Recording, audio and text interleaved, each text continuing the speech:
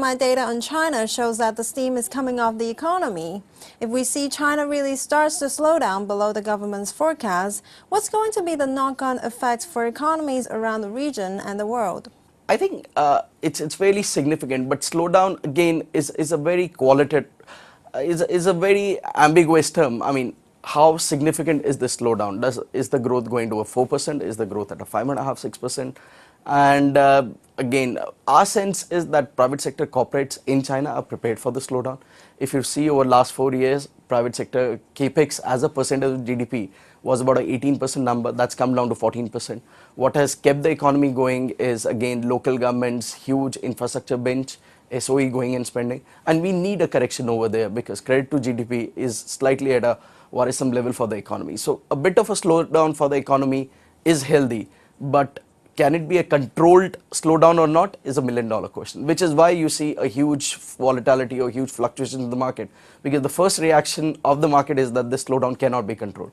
And why this has happened is we've seen Shibor go to nearly 10% in the last 2-3 weeks as central banks not provided enough liquidity in the economy. So the fear is that whether this causes a bigger collateral damage or not. I mean, as we come out of it over the next 2-3 months, relatively unscathed for the Chinese economy, people will again look to fundamentals, realize that whole world is in a muddled through slow growth environment, and then pick up the relevant sectors for that. So we can see a continued comfortable economy in China even with this slowdown in exports. See, you cannot exactly call it comfortable. There are pressure points in the economy, but as investors, I think the onus is on us to find the specific sectors which are relatively doing well, which are relatively less impacted by these pressure points in the economy. So I think that's how we position our portfolios. You've got spaces in consumption where competition is limited.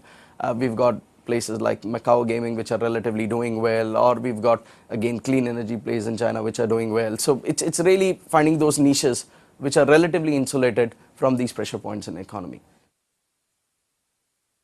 So in sum, you're not very concerned? No, I'm concerned, but I'm not really outrightly bearish. I mean, our perspective is each of the countries, each of the industries, companies have their own set of issues. But at the same time, there are pockets which are doing well. Growth is not completely collapsing.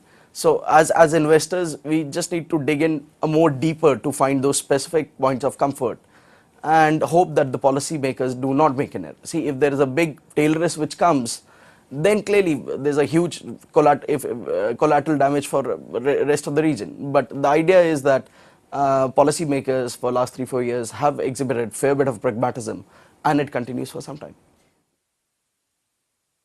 What is your biggest worry about China's economy?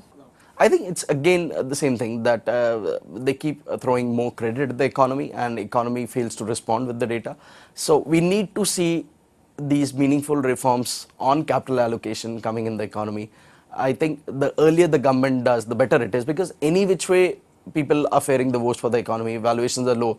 So as we see more evidence of government doing the right thing for the economy, people will start to look beyond the hump and say that a lot of bad news is discounted. What do we do? So in terms of controlling the credit to the economy while ensuring that they are not large scale NPAs, things get managed well and growth doesn't completely collapse is something important.